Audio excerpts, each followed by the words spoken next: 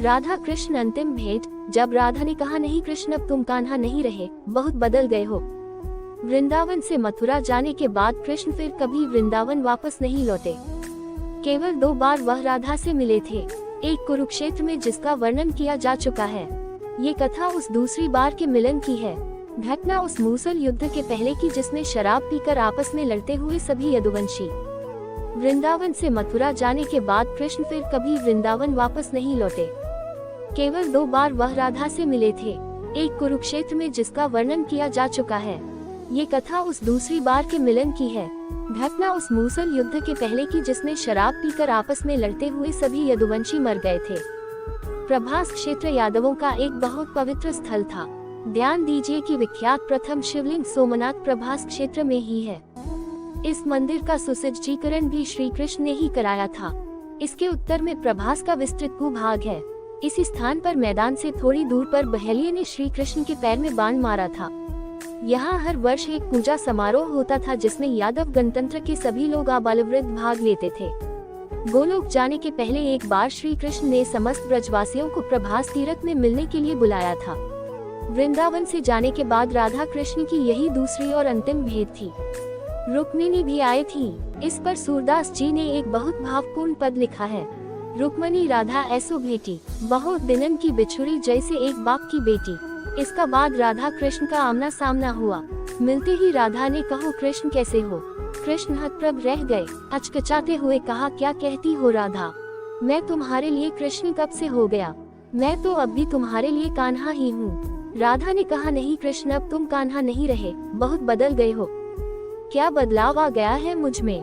राधा, कोई एक हो तब न बताऊं। अगर तुम श्याम होते तो सुदामा के पास तुम जाते, सुदामा को तुम्हारे पास नहीं आना पड़ता। तुम वनमाली थे, तुम्हारे गले में वनमाला शोभती थी।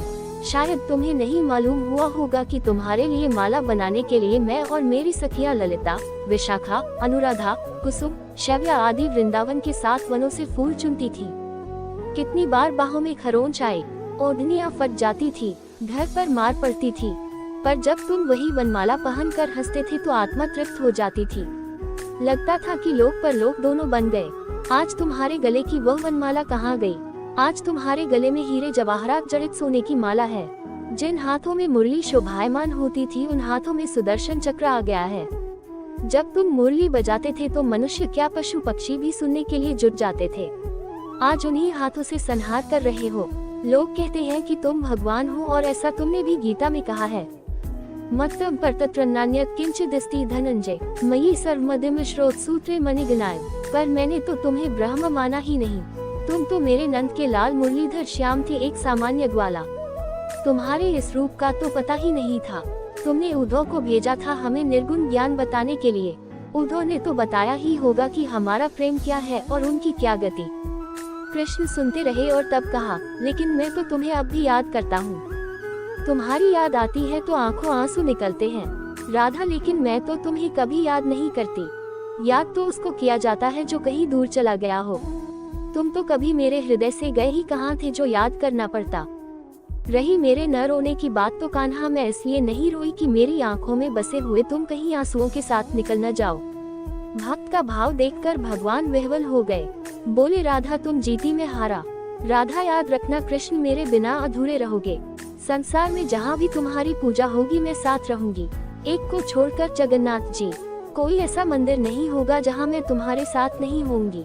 हमेशा तुम्हारे नाम के पहले मेरा नाम लिया जाएगा, ठीक उसी प्रकार जैसे पूर्व में प्रभु श्री राम के पहले माँ सीता का नाम आया। भगवान श्री कृष्ण ने एवमस्तु कहा और एक अंतिम बात कही कि राधा, अब इस जीवन में मेरी तुम्हारी भेंट नहीं होगी, पर मैं तुम्हें कुछ देना चाहता हूँ, जो भी इच्छा हो मांग लो। राधा ने कहा, कन्हैया मुझे तो सब कुछ मिल चुका है और कुछ नहीं चाहिए। मेरा तुम्हारा प्यार अमर रहे। जब तक इस धराधाम पर एक भी प्राणी जीवित रहे मुझे तुम्हारे साथ याद करता रहे। परंतु कहते ही हो तो एक बार वही मुरली की तान एक बार और सुना दो। भगवान भक्त की इस इच्छा को टाल न सके, जबकि सर्वज्ञ सर्वशक्तिमान कृष्ण इसके भयावह परिणाम को जानते थे। फिर भी उन्होंने बहुत दिनों से संजोकर रखी हुई बांसुरी निकाली और एक अद्भुत अविस्मरणीय तान छेड़ दिया। सारा संसार तरंगित हो उठा।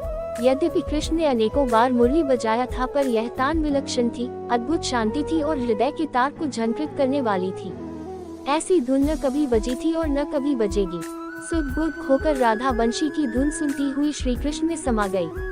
अगर आपको मेरी यह कहानी अच्छी लगी हो तो प्लीज मेरे चैनल को सब्सक्राइब कर देना, लाइक कर देना, शेयर कर देना और बेल आइकन को प्रेस कर देना। धन्यवाद।